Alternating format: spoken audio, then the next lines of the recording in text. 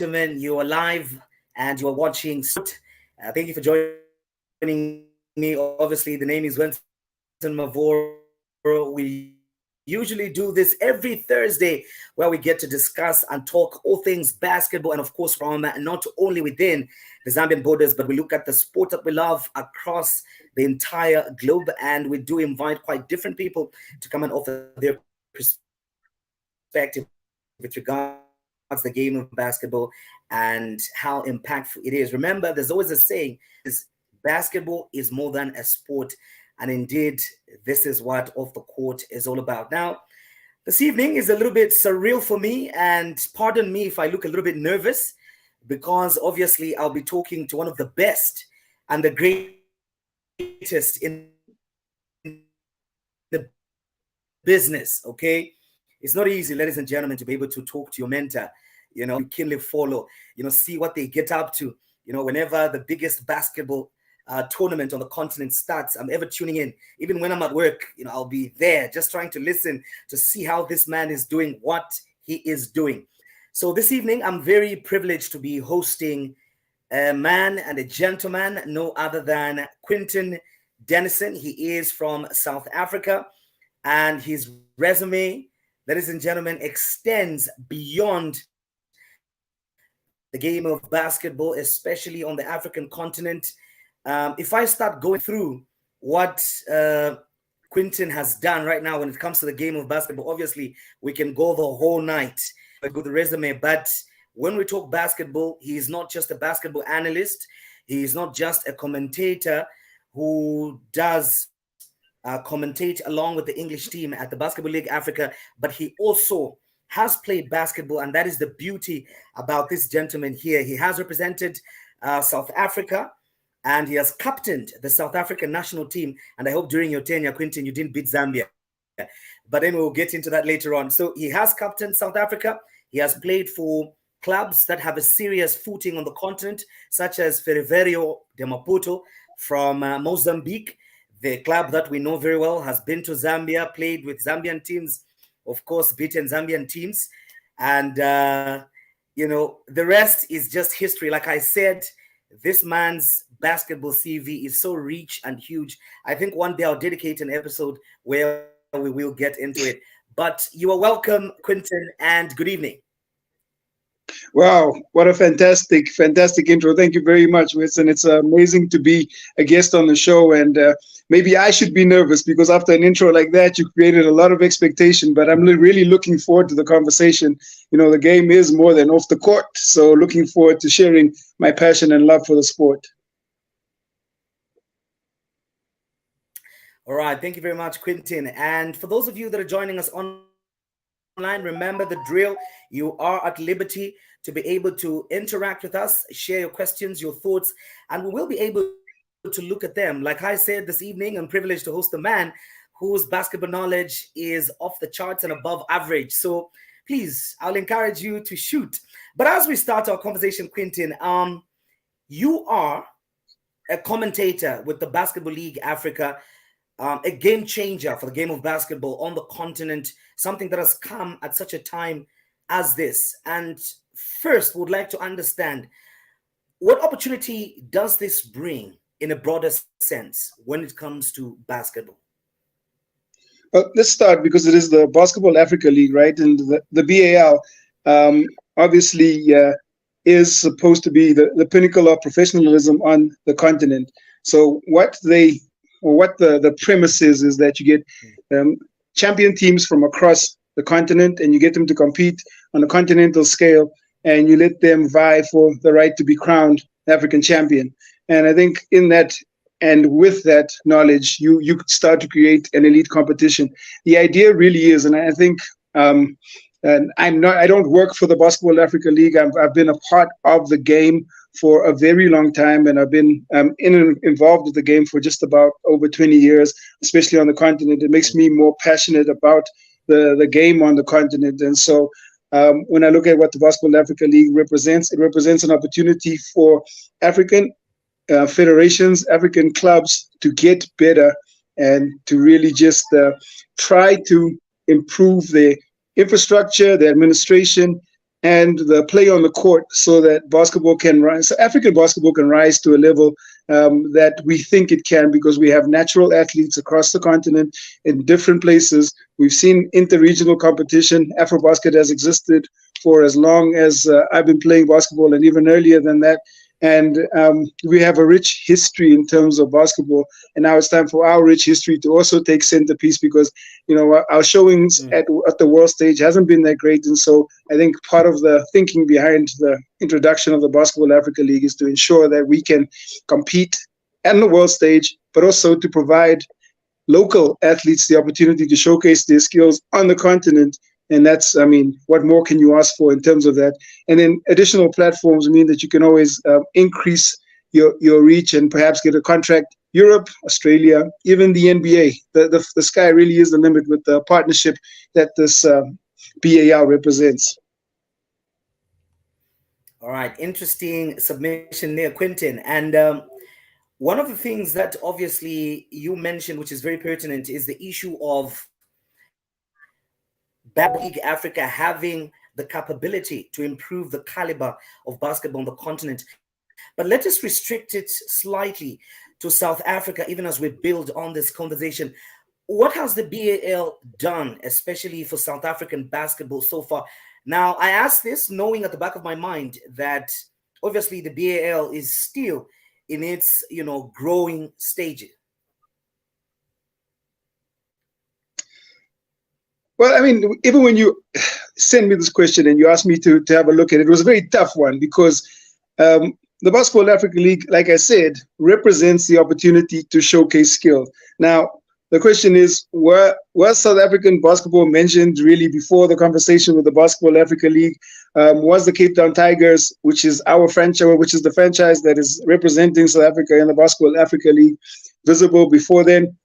And the answer really is not. They did so the Cape Town Tigers in their representation have done a lot to raise awareness about the game, not just locally, but internationally as well, right? They brought a different flair. They have investors who've taken a risk, who've come into South Africa. They identified a gap in administration and in terms of what was being done locally in terms of basketball. And they said, look, we're going to professionalize the team. We're going to try and upskill some local players. We're going to give them some additional and international recruits. And let's see if we can go and compete and we should be able to compete at this Basketball Africa League. When they started, they initially, I know they put it out there, they wanted to win the Basketball Africa League. But, if you don't have lofty goals, then why are you getting involved in something like that in the first place?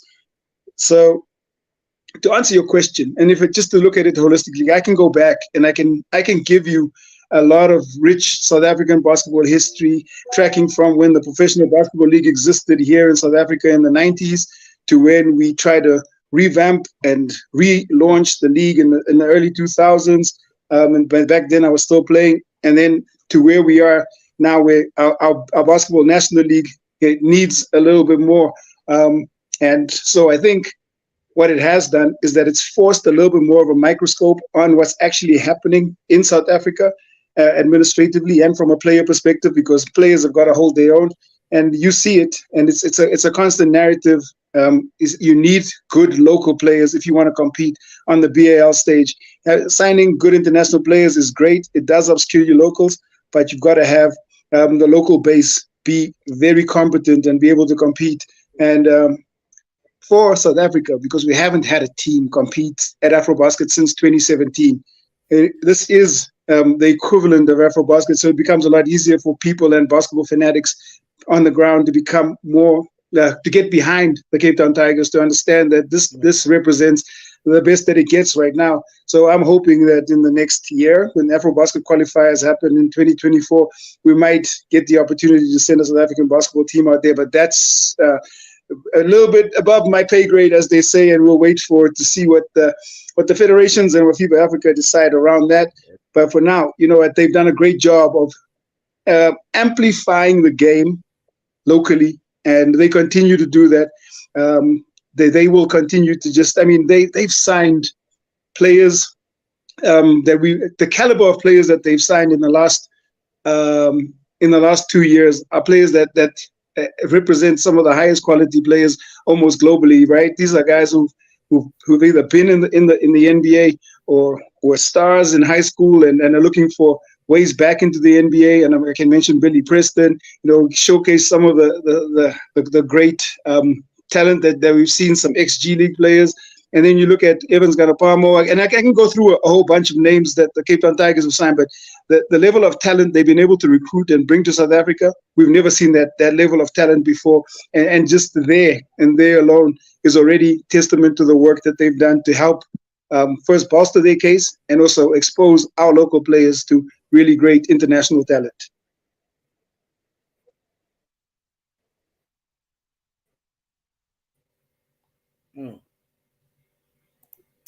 And another thing, Quentin, that you mentioned, talking about the signings of the Cape Town Tigers, obviously the recent biggest was the son of NBA legend and Hall of Famer Dwayne Wade.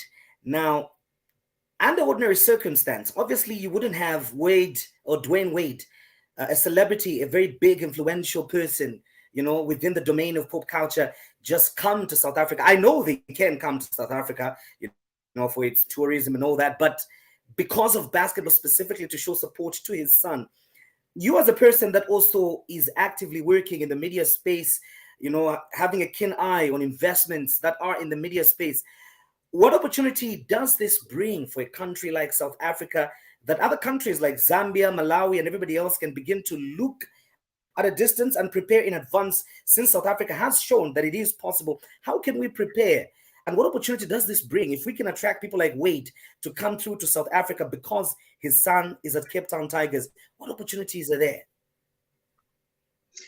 Well, I guess it really takes someone with vision to get involved. But the opportunity that it has shown is that if you find somebody or you find a group of investors who have money to spend and are passionate about the game, and I really believe it's about finding people who've been involved in the game. Everybody we are blessed in the basketball community to have individuals who are very educated, work in different spheres, and have played the game. If you've noticed, or maybe a trend, or maybe there isn't a trend that you've noticed, but for the larger part, when there are hires done in the basketball space across FIBA Africa, across the NBA, most of the executives, if not all of them, have played the game of basketball at some high level, because it promotes understanding and it helps you understand the culture. And then you're not just getting involved in investment for the short term, but you understand that it's a little bit of the medium to long term game, right? So if you have investment, or you've invested in the game from a physical perspective, or you spend some time honing your skills on the court and understanding the dynamics that happen within a team, then that all bodes well. So you talked about what the signing of Zaire Wade and having Dwayne Wade involved and just having a look at African basketball. It means that, this is a savvy investor, a guy who owns part of the Utah Jazz, who has capital to invest in the game of basketball. And the NBA has been on the continent now since 2011 or 2012, right? And they had a head office, so they still have a head office in South Africa. They've now branched out. They're in Nigeria, Egypt, and the BAL's head office is in Senegal. They have an understanding of what the politics of the game look like, or culture of the game looks like. They've had enough time to understand the nuance within the different regions on the continent. When you talk about Zambia and Malawi, and Zambia specifically, you compete in Zone 6. If you want to be competitive, and I know Monale Sands, I know Matero Magic, I've played out there in Lusaka on that court.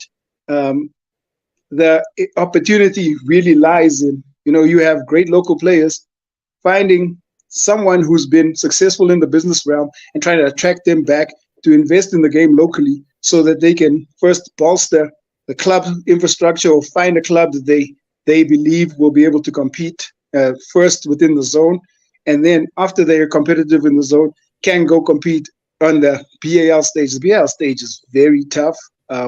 There's some really great teams with great history, and what we have seen over the last 3 competitions is that what you need to understand is that the teams with the longest history, the teams that have the most chemistry, that have the longest course together, they perform the best, and that you can't buy success, you can't trick success, And I think that's something that has resonated and has been a consistent theme throughout African basketball, even at the international level.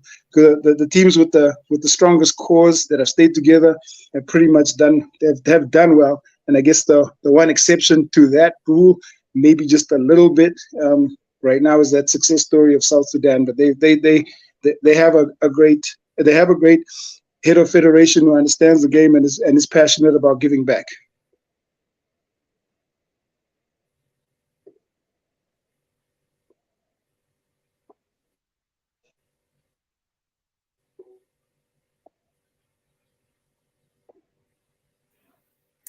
Interesting submission there that you bring into the fort, Quinton. Jack A. Makawakano is watching us. It's good to have you. And we are currently streaming live on Facebook, YouTube, and Twitter. So if you have any questions or comments with regards to the discussion this evening, you are at liberty to join us and be able to converse. Now, one of the things that you've mentioned is investment. Now, investment obviously always requires some form of structure. And when we talk about other leagues or the challenge that I've seen in this country, maybe it would be important if I speak from this country's perspective, is the issue of creating structures that are conducive for investment. In other words, you find that the leagues are semi-professional. Some of them are not even professional. So what are your thoughts on that with regards maybe federation heads that are looking at this opportunity from the peripheral and what it is that they're supposed to do to be able to create some structure as they prepare to tap into the larger opportunity of the BAL? I mean, and again, this is a tough question that you're throwing at me, right? Because this requires intricate knowledge of basketball infrastructure and administration. And I can answer, and I will, because I think it's important. But it's a sports dilemma, right? The whole marketing landscape around sports has changed, and trying to create value for sponsors and trying to monetize the game has become a constant challenge across different sports, because the way that media is consumed now is not the same. It's not traditional.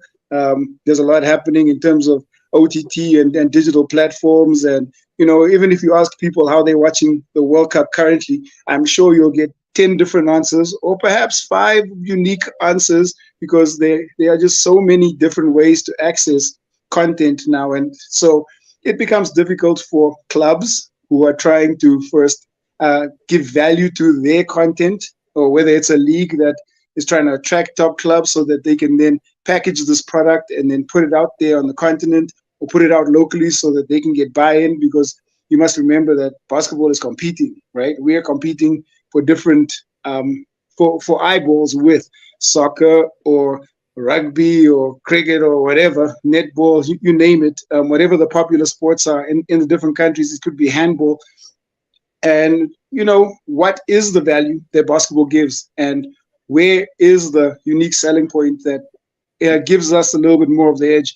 And the quick answer is obviously we are biased because we really love the game, and it's not only about how enjoyable the game is and how beautiful it is to watch, but it's a lifestyle attached to it, because it's not just about being on the court. And I'm going to say it again because I love the name of the show in terms of off the court.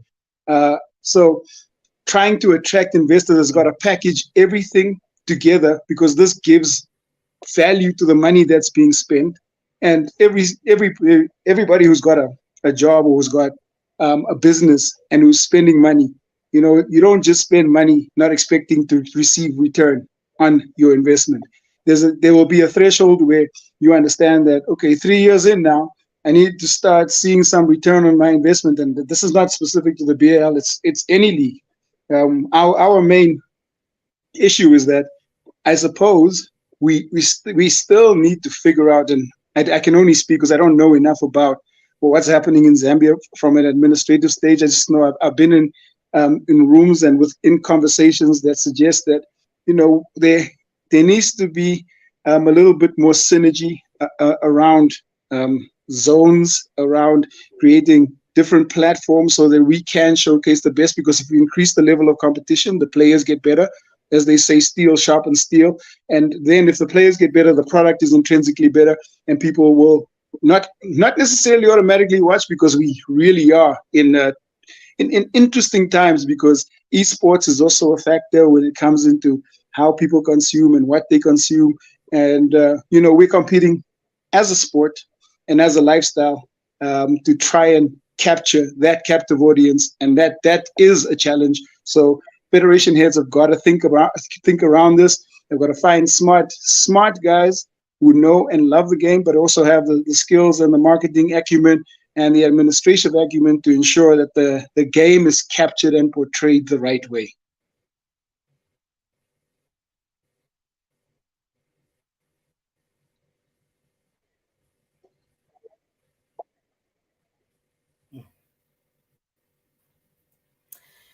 I like the fact that you've mentioned, skills and marketing acumen, a very, very important component to this.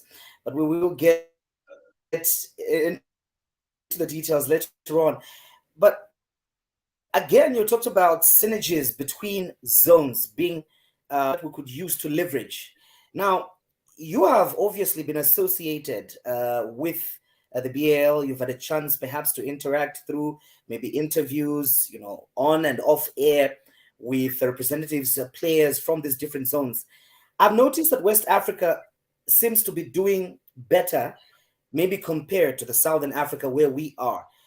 Is there something, to your knowledge, that they're doing maybe at zonal level or just beyond that is making them have an edge over or in comparison to Southerners? And maybe to this, you can also add what is happening in the North. We've seen out of the 3 championships that have happened, 2 teams from the North actually have won this. Maybe you can speak to that as well. I think, and this is my opinion, and so I can't be slated for it or whatever, but it's a structure has always mattered. You know why North African teams have always done well, and before we go to the West, is that North Africa has always had some of the most structured professional leagues. Whether you're looking at the Egyptian league, whether you're looking at the Tunisian league, whether you're looking at the Moroccan league. Algeria also used to be quite competitive. Libya had a very good basketball league. And when you have a local structure that is able to contract international players, these guys, the North Africans, were probably at the forefront, I think, other than Angola, where they are able to contract international players into their local league. They like they prefer North African flavor, but they can also bring in, and they have experimented with American guards, American bigs, European guards, European bigs, because their local structures are so strong. When I think about what's happening in West Africa, I think the leagues are still existent. They play. They have more difficulty because they don't have as many venues. And it becomes a little bit more tricky. So how they've been able to solve that, you'd have to go into a deeper dive in terms of each individual country. But I think a case study needs to be done on Mali. They have been fantastic at junior level on the continent at FIBA Afrobasket competitions for at least the last 5 years. They continue to dominate in under 16 and under 18 level. And it's only, I do think it's only a matter of time before it translates. You mean they made the World Cup final in 19 level just 2 years ago, right? And so, well, it's actually not, it's 2019, it was 4 years ago, but they are a study in terms of what can be done and what African basketball can represent. And they also did a pretty good job of either they get their youth, they upskill them, and then recruit them back and then utilize them in international competition. And maybe the one criticism is that the local league needs to just be a little bit stronger. But, this is why the Basketball Africa League is such a great platform, because it gets these questions asked, right? And you start looking at individual federations and start wondering, what are they doing right? And Senegal is also really great in terms of the way that they develop talent. They have so much natural resource in terms of players. They also, I mean, they're fortunate to have the NBA Academy Africa as a base out there. They've got the Seed Academy, and this model is something that can be replicated in different countries, because if you're willing to invest in your unique talent, educate, and then show that basketball is more than just a sport, because the opportunities that you're able to create can either see you go out and play, or it can earn you an education, whether it's in the US or somewhere else. And you can come back to the game and you don't have to play. You can get involved in basketball operations, you can get involved in marketing, you can get involved in the technical side of the game. Back as an official, you can get involved in stats, you can write, you can get involved in the media like I am. Like, there are just so many different opportunities in the game that we need to utilize. But when it comes back to the question that you asked, structure. It's the strength of the leagues locally that have always produced the best competitors at international level, and that's also why Angola has always been so good. They have a great local league. Now, obviously, being involved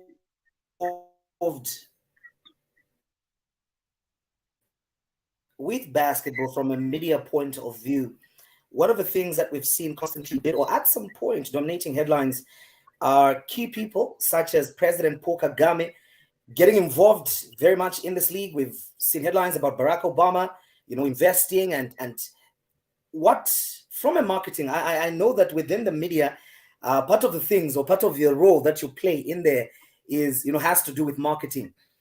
What should African leaders begin to see or emulate from, say, President Kagame, say Barack Obama, and other significant key figures that we've seen, associating with this brand that is growing on the continent? I'm going to correct you, because our role is not marketing. We just naturally market the game because we're passionate. The same reason that you do what you do right now. It's just it's a spin-off from the passion that comes from loving the game a lot. But again, I'm glad you asked that question, because it goes back to the first question that you asked. You have to have people involved that have played the game. Both Barack Obama and Paul Kagame both love basketball.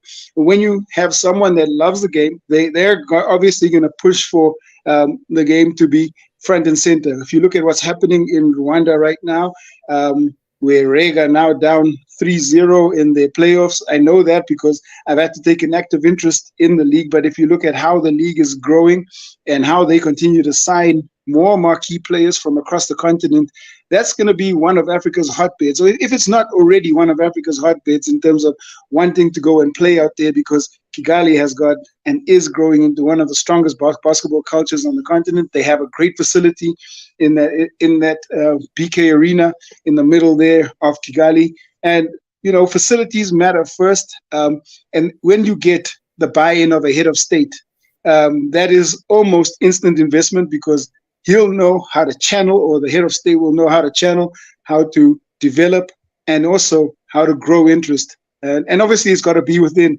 the national interest. In the US, funny enough, basketball is still not the number one sport, but it is one of the biggest sports, and it's probably one of the most exported sports worldwide. So, funny that on the continent where the game is revered, or where we revere it so much, it's still not the number one sport. And the fact that they are able to still attract so many viewers and keep us entertained globally is very interesting. But, advocates like Barack Obama, Paul Kagame certainly do help bolster the case for basketball internally and as well as internationally. Now, obviously, you are a media personnel as much as I am. And it would be interesting because I know that right now there are a number of journalists that have shared this stream and that are watching this broadcast right now. And this would be of interest to them. When we talk about the opportunities, of course, we've talked about, the business side of things and everything. But from a media perspective, how can the African media tap into this? Stories. I am a content creator and a storyteller. Our role in the media is to tell the stories of the people that are on the court, right? They are the heroes. They all have backstories. It matters because how far or how in depth we go in terms of the people who are performing well, and even some of the guys who just made the national team, a Zambia national team.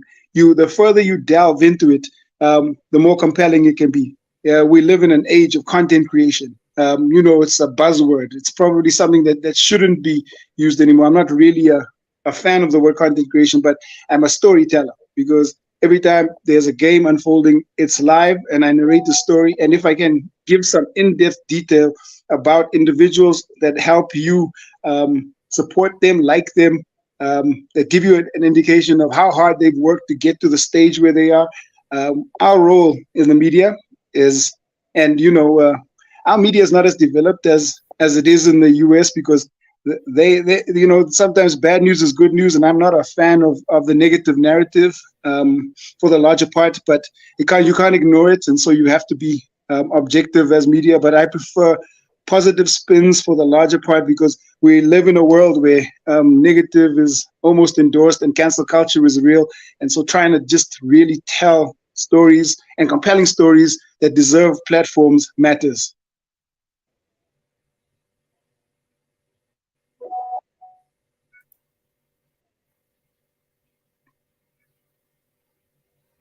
Okay, now you have been very active on the court as a player. For those that think you're just a person that obviously talks about the game, gives us those beautiful comments, literally pulls us, literally manages to pull us from our different geographical locations on the continent to right in the BK Arena when those heated games are happening. Beside that talent, people may wish to know that you have played the game extensively. You've been on the national team, right where you're seated there. You have accolades, MVPs. So from a player perspective, there are youngsters that I've met in Zambia that I'll tell you that I feel have the natural size to their advantage to be able to just apply, a bit of some work, and they can stand a chance to even try out maybe with Cape Town Tigers that is just 2 hours away by flight from where I am now. But you find that sometimes they kind of don't see the bigger picture that this has brought and maybe the work that needs to be put in now. From a player perspective, what is it that you would encourage those that are watching us right now to be able to change their mindset as the BAL is growing? The one thing about being a player, and this is one thing I really like about the game of basketball, is that, if you don't put in work, it literally will show on the court. The guys who put in the most work get rewarded, and it's a universal rule. Trying to talk to players and encourage them to get involved or to work on their skill set, you have to out-compete individuals who already have or hold roster spots. And in order to beat out that guy, you've got to be better than that guy. And if you want to template what that looks like, just go have a look at their workout schedule and understand that true professionals wake up in the morning and they probably have a morning gym routine that they have before they get to the court, work on some additional skills. They'll have a little break and then they'll go back to do some additional skills work in the afternoon, and then in the evening is probably a team session. That's only a light template for a basketball professional. Trying to understand that the possibilities are limitless depending on where you're playing. Platforms are a key word when you speak to scouts, and when you speak to players.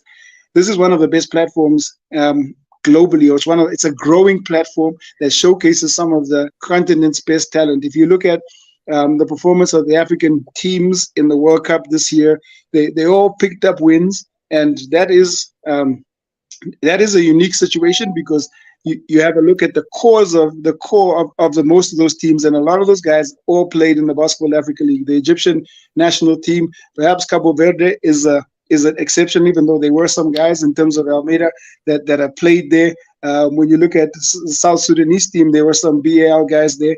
When you look at Angola, 90% of that team, or a large percentage of that team, not 90%, a large percentage of that team was involved. And so, you can't credit the BAL entirely, but the BAL has kept people ready. And made sure that they will perform a lot better on the world stage. And if we continue to utilize these platforms, you can literally see that basketball, the pathways to being a real professional, that were a little bit more difficult when I was still playing, perhaps are a little bit easier, even though there's more competition. More platforms means more players are going to get involved. So you have to be better. So you have to figure out what your unique selling proposition is and what makes you invaluable on the court. And that's a combination of your skills, your attitude, your work ethic, and your compatibility with the team that you're playing. I don't know if that's motivational, but I do know that that's the real story. Okay. You spoke a little bit ahead of me there when you referred to the ongoing World Cup and some of the successes that we've seen. Of course, we could have done better, but at least, as you indicated, African teams were able to pull off wins and just helping to change the narrative as has been in the past. And from you, as a person that also has had an opportunity to coach, when I looked at your resume, I was able to pick that. And we have a lot of mushrooming academies at the moment, in this country that are coming up, targeting specifically very young kids, under 10, and a lot of programs are going on at the moment. I wanted just to get your thoughts on that. As you said earlier on, investment in the game may not necessarily just be at money stage, but even such, efforts could be considered as investment in building the game itself. So what are your thoughts with regards mushrooming academies, for example, in the case of Zambia that was seen coming up right now? What are your 2 cents based on your travel within the world of basketball and what you've seen elsewhere? I'm going to give my sincere thoughts when it comes to this, is that academies are great, right? But you need to look at who's running the academy and the reason they're running the academy. Some academies, to their detriment, want to run for strictly profit, and they're running it as a money-making enterprise.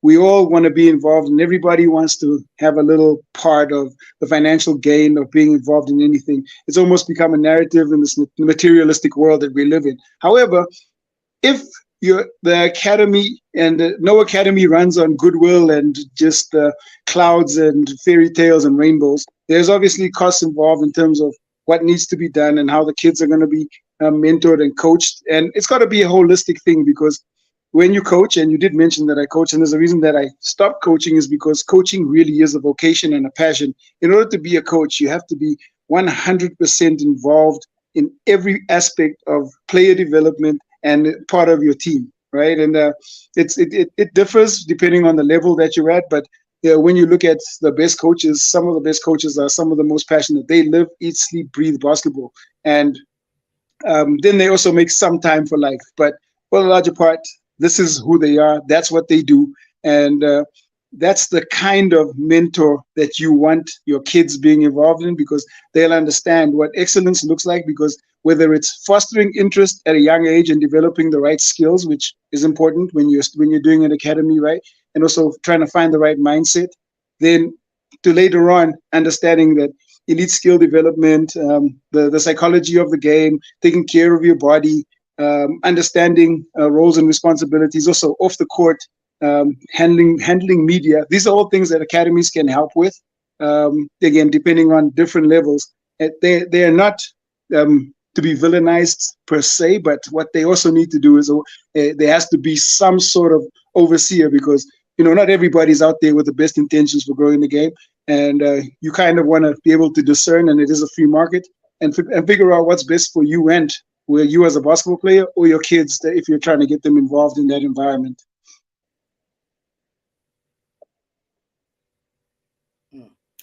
Interesting take there, the issue of starting them kids early with regards even handling, the media. Something I think that, half the time, according to my interactions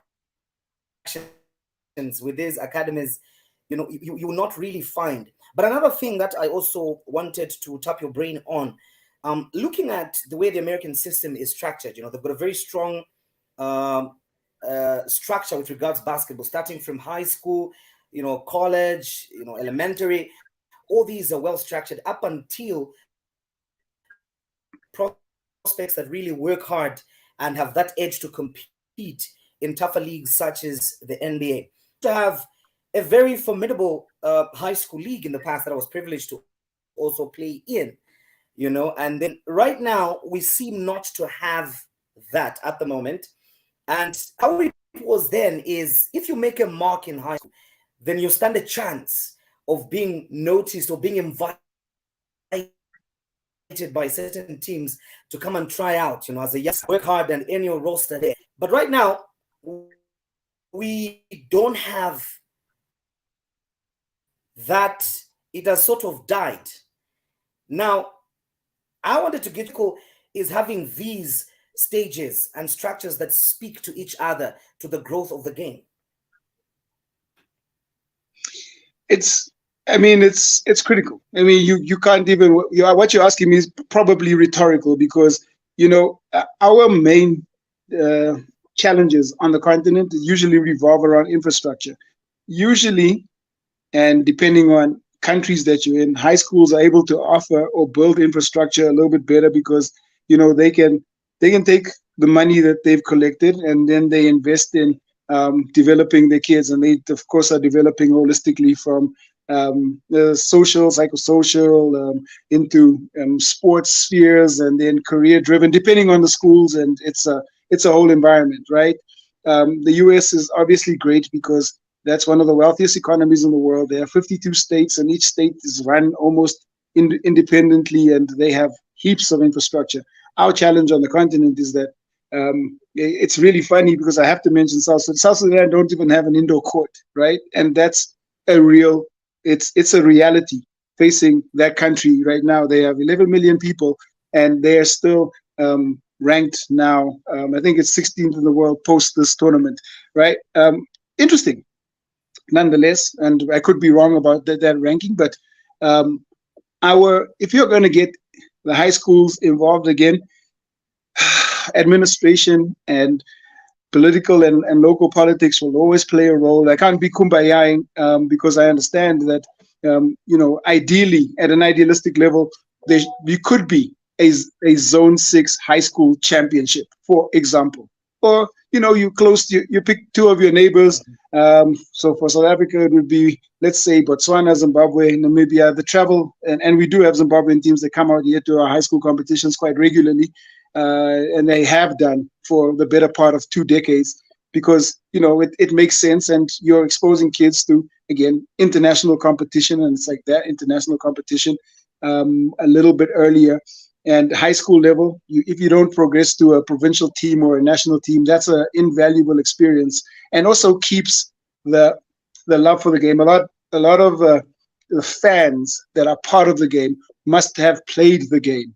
So the more exposure, the more people you have playing the game, the larger your fan base will be. And a lot of sports understand that. So if you can get people playing, once they understand how difficult the skills are to acquire, and also, if they understand that I'm not going to be a player, maybe I still love the game. Let me get involved in stats because my mathematical acumen is really great. Or if I don't really want to play, but let me referee because I can also, I can handle all the stuff that comes with being a referee. And so, high school is the birthing place, or even primary school is the birthing place of fostering interests and almost really ingraining the love for the game, whether it is promoting excellence or from just growing the game intrinsically. Interesting over there. So Chongo RKJ is watching and is saying he's enjoying the conversation and learning a lot. Thank you for joining us, Chongo. We've got Ricky Jr., who's saying just joined. Okay, Ricky, you're welcome. And another thing that I'll draw your attention to, Quinton, is when we talk about gender inequality, obviously this is a challenge that spans across different sectors or spheres of life, and sports equally is no exception. There's so many stereotypes, and that surround the world of sports. In your basketball journey thus far, I'm particularly keen to know how you feel, or maybe you can give us some just examples of how this issue of gender inequality can be addressed from a basketball perspective? Oh, you really are you're trying to catch me, and it's okay, but it's important. This is a ongoing world conversation with regards to gender equality. Whether it is the way that the WNBA is viewed as opposed to the NBA, and when you look at the differences in pay scale across the two different leagues, it's always been a talking point. We've seen it happen, and locally here, when we talk about Banyana and Bafana, and now that Banyana are being paid the equivalent of the men's team because their performance is just as great. We saw that with the U.S. soccer team, the U.S. ladies soccer team, U.S. men's soccer team. We also see it in Australia where they were saying the same thing, right? This is going to be an ongoing conversation because I guess the premise of everything is it is sports at its core, right? And if you're recognizing sports excellence and you're watching female athletes, and I guess because it's a gender conversation, it's the right way to frame it, work just as hard to develop their skills, and probably have to work a little bit harder because the body structure is different, and please take it as it is without trying to castrate me, because it's a very tricky dynamic. Does equality exist right now? It's within our sport, probably not, right? Because you have the FIBA which is the club championships that just happened, and is it given the same amount of platform as the Basketball Africa League? Probably not. It doesn't. And so, how do you then give preference or prominence to a platform that is just as enjoyable? And those club championships were fantastic, right? We have some really great skilled individuals on the respective clubs who deserve the platforms because they are just great to watch and they're just as fun to watch. And as a sports appreciator, and as just a person who loves watching sport, basketball is fantastic to watch, and the women do just as great a job as we do when they're on the court. And sometimes it's a little bit better because there's more ball distribution, but maybe the argument can be let's just say better execution of the plays, but maybe that argument falls flat a little bit when we look at FIBA. But it's always interesting, and so it's tricky, the environment that we're in, but it is definitely something that needs to be addressed, and it needs to be done first administratively. Once you get the buy-in from the administrators, there's very little that can be done to bypass rules to ensure that the platform or the playing platforms are fair, and that's basically my take on that. You have to first create the system, create the rules, and then enforce the rules, and then it becomes a lot easier for it to be done. That's just generally. Okay. Now I will get a little bit into your basketball journey. I know the time is not on our side. We should be able to wrap up pretty much soon. Unfortunately, I must mention. But let me now get a little bit into your basketball journey as a player. Earlier on, you mentioned something I picked, which you said, well, there's a bit of a difference with regards to the way things are now as compared to the way they were then. Let me speak to maybe much of the now as I pose this question. I've interacted with players that, Quentin, I'll be very honest with you, they're talented, okay? And they have the time at the stage of their lives to be able to give themselves to the game to a point that in the future, rewards definitely will be there.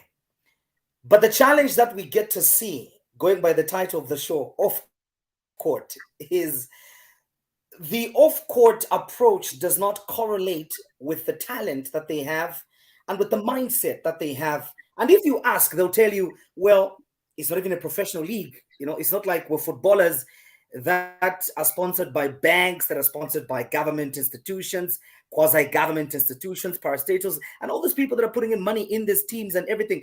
And this is something, and these are the answers that you will get. Now, as a player, Quinton, who's been there, who's lived in some of these environments, what would be your advice to talents that are watching us right now? It's a great question. And my advice will be very simple around this. You achieve to the level of your beliefs. So, how you set your goals will limit where you end up. The excuses will always be there. I've literally seen individuals change their entire life just by their belief in terms of bouncing a ball and where they will end up, right? You set a goal as lofty as the NBA, given all of the difficulty that comes with that. But if you know that you're going to end up playing the game of basketball and you're good enough and talented enough, then work to the level of your beliefs. Do it any less, then you won't end up where you're supposed to be. And it really is that simple. I don't have to over explain this. You will do the necessary to get to where you believe you will be. If you shortchange yourself, you got no one else to blame but yourself.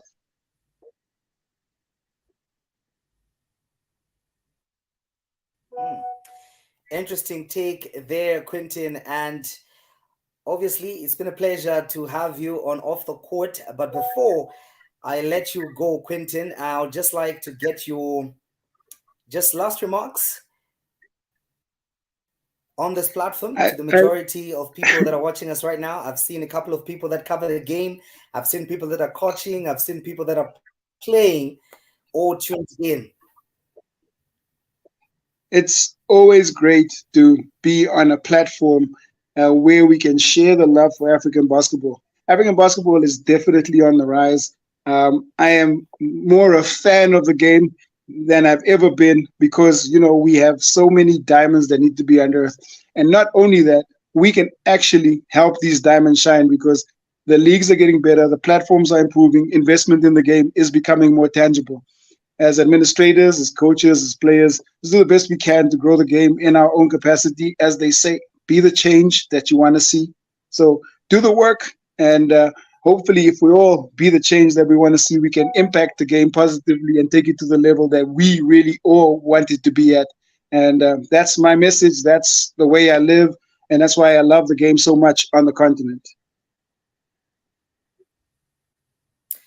All right, Quinton, thank you very much for joining me on Off the Court. And I would like to ambush you with a statement here that obviously this is not the end. We will definitely call on you in the future again to be able to provide some deep insights as we keep on interacting with the game.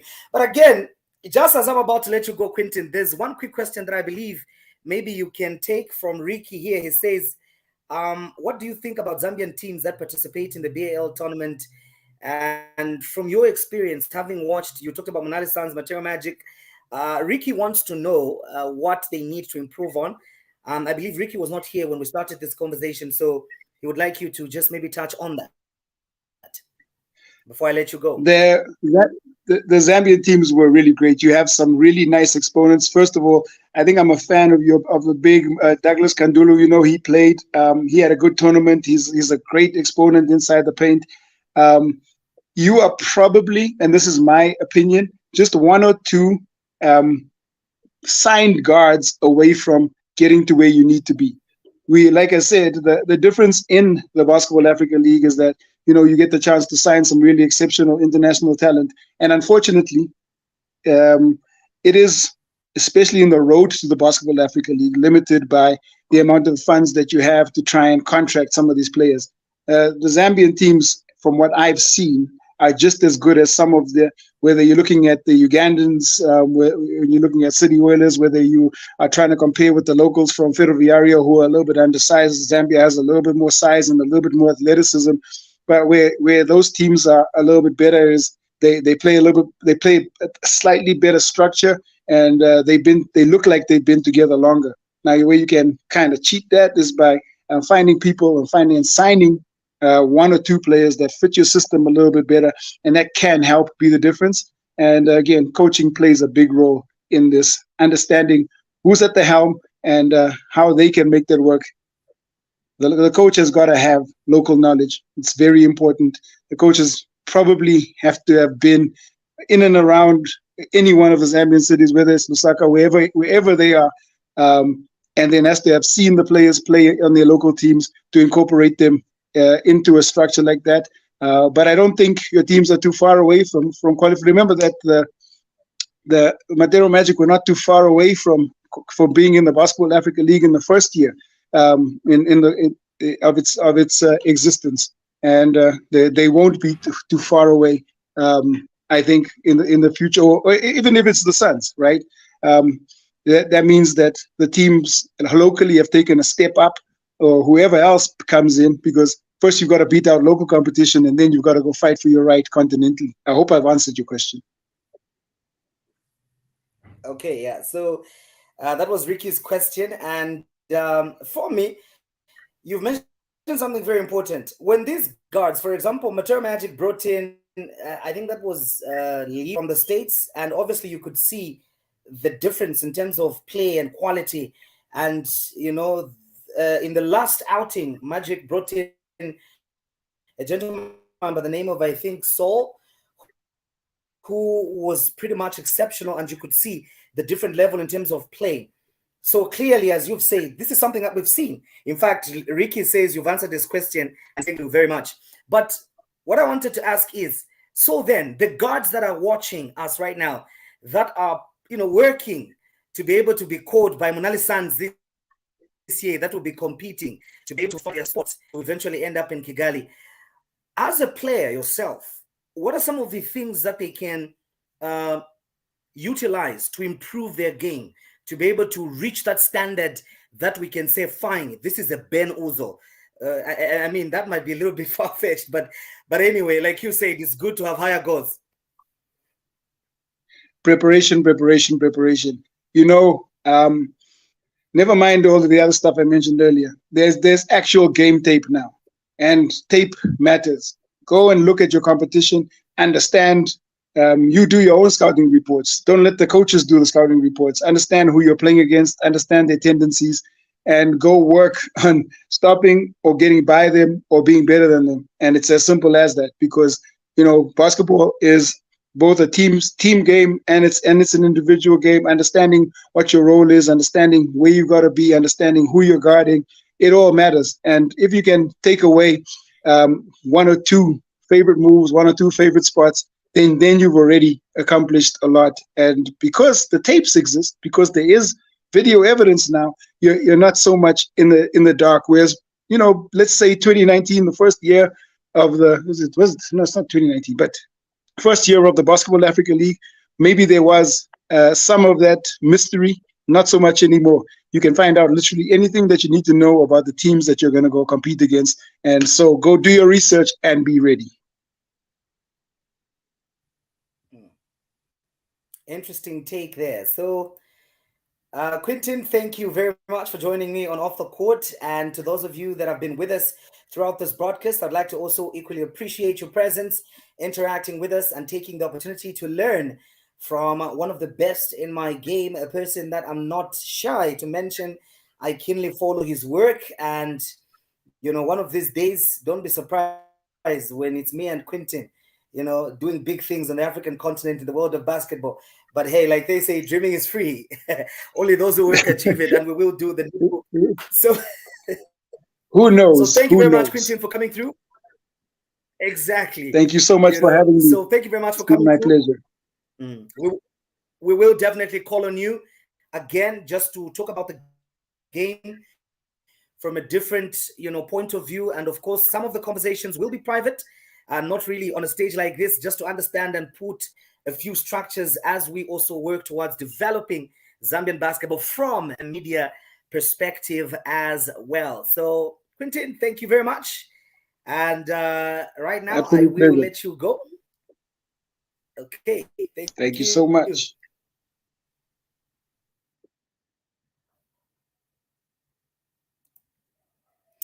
Okay, so obviously tonight's conversation was hinging on the Basketball League Africa and of course, just getting some insight on what it is that we can do to be able to leverage on the opportunities that it brings, and also what we can do to prepare to be able to ensure that as countries we can get to the stage where we've seen countries from the north, countries from the west, and also countries from the east that are making steady progress with regards to the game.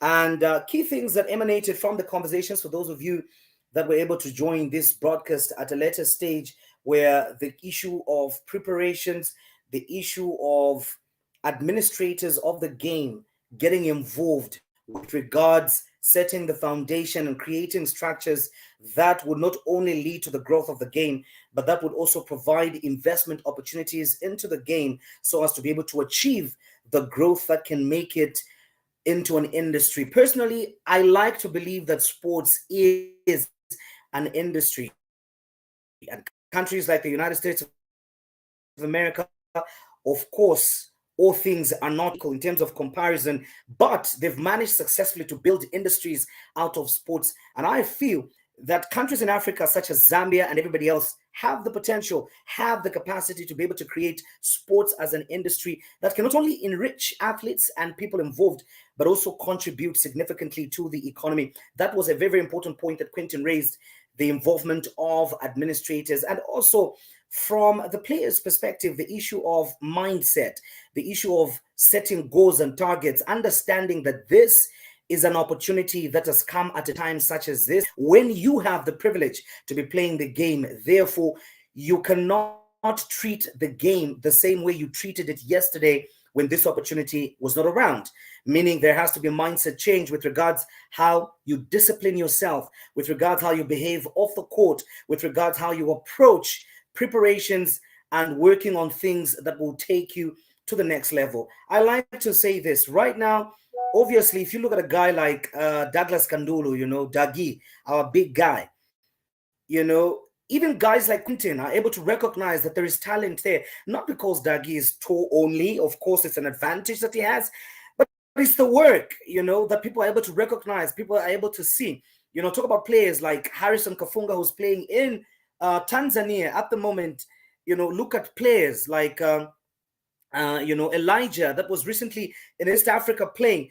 All these are opportunities that the game of basketball has presented, and we would do a service to ourselves as players, as those involved, to be able to change our mindset and begin to look at the broader picture and see how we can leverage on these opportunities. The name is Wenson Mavura, and of course, you've been watching Off the Court. Next week, we have yet again another interesting episode where we will be looking at an important aspect of the game. And when I talk about an important aspect of the game, I'm talking about refereeing. Remember, Quinton mentioned that being involved in the game of basketball is not limited to playing the game of basketball, but you can get involved at different levels. And one of the areas he highlighted was refereeing. So next week, we will be looking at refereeing, the role of refereeing in the development, in the growth of the game of basketball. And of course, this will be from a Zambian perspective. And we will have guests, not only from Zambia, I must tell you again, we'll have guests from around the world. At the moment, I'll not reveal who it is, but stay locked and you will find out, and we will discuss what refereeing has done to the game so far, what refereeing can do to improve the game, and what refereeing should be looking forward to, even as we look at, bigger basketball stages such as the BAL itself. So from me, Wenson Mavoro, good night and enjoy the rest of your evening. Thank you for watching. And remember to like my page and, of course, share the stream and make some suggestions of some of the topics and guests that you'd like to see on this platform. And we will be able to engage and bring them over for meaningful conversation that will grow the game of basketball.